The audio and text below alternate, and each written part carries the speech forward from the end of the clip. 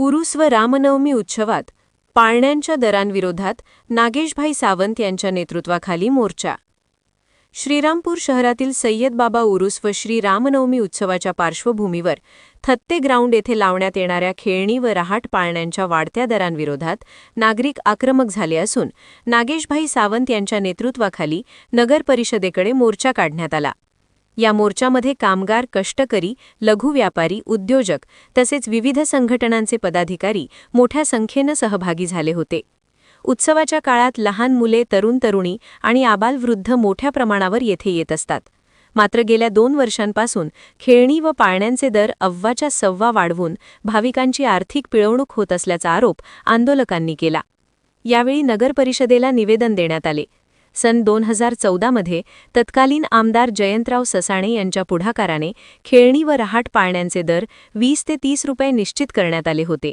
त्याच धर्तीवर सध्या देखील 20 ते 50 रुपयांच्या दरम्यान दर निश्चित करण्यात यावेत अशी मागणी आंदोलकांनी केली. हे विशिष्ट असे एक ठेका देत होते.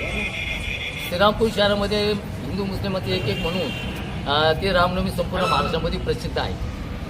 आणि त्यावेळेला एक जे ठेकेदार जे आहे त्या ठेकेदाराला ठेका दिल्यानंतर श्रीरामपूर नगरपालिकेचं त्याचं कंट्रोल होतं आणि विशिष्ट असे दर नगरपालिका ठरवून देत होते आणि त्याच्यामध्ये भाविक भक्तांना ते दर परवडत होते. पण गेल्या 3 वर्षापासून श्रीरामपूर नगरपालिकेमध्ये अशी परिस्थिती निर्माण झालेली, आवाच्या सव्वा प्रमाणामध्ये ते ठेके जातात. त्याच्यामुळं ते ठेकेदाराला ते त्यांचं म्हणणं असते ठेकेदारांचं किंवा आम्हाला रेट परवडत नाही. पूर्वी 20, 30 आणि 50 असे दर होते. जे माननीय आमदार जयंतराव ससाणेंच्या काळामध्ये जयंतराव ससाणे साहेबांनी 2014 मध्ये एक नियम केला होता आणि त्या नियमाचे म्हणजे त्या नियमानुसार 30, 40 आणि 50 असे दर ठेवण्यात आलेले होते. मग तो कितीतरी महाग गेला तरी पण ते त्याच पद्धतीने पाळण्यावले हे सर्वांना सेवा देत होते. परंतु गेल्या 3 वर्षापासून ते आवाचे सव्वा दर झालेले आहे आणि नगरपालिका ही व्यावसायिक संस्था नाही, विकास संस्था आहे. तर त्यांनी तो भान ठेवलं पाहिजे. आणि आता जे 100-150 जवळपास हे जे दर आहे पाळण्याचे हे सर्वसामान्य लोकांना परवडणारे झालेले आहे. म्हणून आमची मागणी आहे या ठिकाणी की श्रीरामपूर नगरपालिकेने जे दर वाढलेले आहेत म्हणजे जे दर वाढलेले आहेत म्हणजे 100 आणि 150 रुपयाचे दर केलेले आहे ते साधारणतः 30, 40, 50, 60 जास्तीत जास्त करावं म्हणून आम्ही या ठिकाणी मोर्चा नेऊन ही मागणी या ठिकाणी आम्ही करीत आहोत. नगरपालिका ही स्थानिक स्वराज्य संस्था असल्याने नागरिकांच्या हिताचे निर्णय घेणे आवश्यक असून ठेकेदारांकडून सुरू असलेली मनमानी थांबवावी अशी भूमिका मोर्चेकऱ्यांनी मांडली. दरम्यान प्रशासनाने याकडे दुर्लक्ष केल्यास भविष्यात आणखी तीव्र आंदोलन छेडण्याचा इशाराही नागेशभाई सावंत यांनी दिला. दर वाढलेले आहेत, जे वाढवत आहे 100 आणि 150 दर झालेले आहेत. ती विनंती अशी आहे की आपण एकत्र बसून या संदर्भामध्ये जर सर्वसामान्याची जर यात्रा व्हावी आणि भक्तांची लूट होऊ नये म्हणून आपण ते कमीत कमी 50च्या आतमध्ये किंवा 50% जरी दर ठेवले तर पूर्वी मान्य आमदार ज्याचं ससने असताना पूर्वी असे तो आपण ती मंजूबाईंना माहिती पूर्वी आपण असे केलेलं आहे. तो रेट किती तो दर म्हणजे पाळण्याचे ते ठेका कितीला जरी गेला पण तुमचं नगरपालिकेचं त्याच्यात कंट्रोल होतं आणि प्रत्येक ठिकाणी त्यांनी बोर्ड लावले पाहिजे की आता या आयटम किती 50चा आहे का 30चा आहे 40चा आहे का 50चा आहे असे ते प्रत्येक पाळण्याचे आयटमवर तुम्ही बोर्ड लावले आणि सर्वसामान्यांचे त्याच्यामुळे लूट होणार नाही.